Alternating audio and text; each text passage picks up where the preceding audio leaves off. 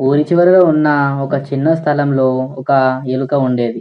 ఈ ఎలుక చాలా తెలివిగలది. కాకపోతే కొంచెం పిరికిది. ఈ ఎలుక ఆహారం కోసం చాలా సాహసాలు చేసేది. ఆహారం అంటే దీనికి చాలా ఇష్టం.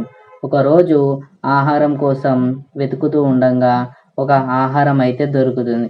ఆహారాన్ని తిని తన కడుపైతే నింపుకుంటుంది.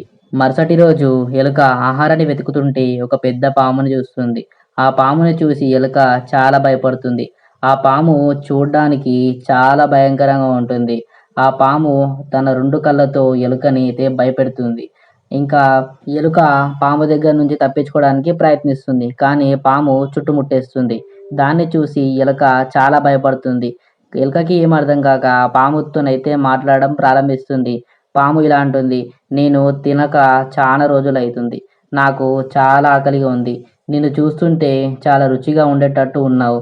నిన్ను తినేస్తా" అంటుంది. ఎలుక ఆ మాటలు విని చాలా భయపడుతుంది. అప్పుడు ఎలుక ఇలా అంటుంది, "నువ్వు నాతో పాటు రా. నీకు చాలా ఆహారాన్ని చూపిస్తాను. ఆహారాన్ని తిని నీ కడుపు నింపుకో. అంతేగాని నన్నైతే చంపకు" అని ఎలుక పాముతో అంటుంది. పాము సరే అని ఒప్పుకొని, "నాకు ఆహారాన్నయితే చూపించు" అని అంటుంది. అప్పుడు వాళ్ళిద్దరూ కలిసి ఆహారాన్నయితే చూడ్డానికి వెళ్తారు. అక్కడ చూస్తే నేలపైన చాలా ఆహారం అయితే పడుంటుంది. దాన్ని చూసి పాము చాలా సంతోషిస్తుంది. ఇంకా ఆహారాన్ని తిని కడుపునైతే నింపుకుంటుంది.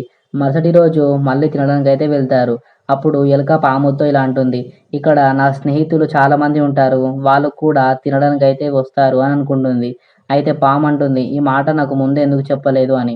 ఎందుకంటే పాముకి భయమైతే అయితుంది. తన మనసులో ఇలా అనుకుంటుంది, "వామ్మో! ఇక్కడైతే చాలా ఎలుకలున్నాయి. ఇదంతా గుంపుగూడి నన్ను చంపేస్తే" అని అనుకుంటుంది. అప్పుడు పాము ఎలుకతో ఇలా అంటుంది, "సరే, నీ స్నేహితులను కూడా నన్ను పరిచయం చెయ్యి. వాళ్ళతోని కూడా స్నేహం చేస్తా" అని అంటుంది. ఎందుకంటే పాముకి తెలుసు ఎలుకలు చాలా తెలివిగలవని. అయితే వాళ్ళిద్దరూ అప్పటినుంచి మంచి స్నేహితులుగా అయితే మారిపోతారు. అలా రోజు వెళ్ళి ఆహారాన్ని తిని వాళ్ళ కడుపులనైతే నింపుకుంటారు.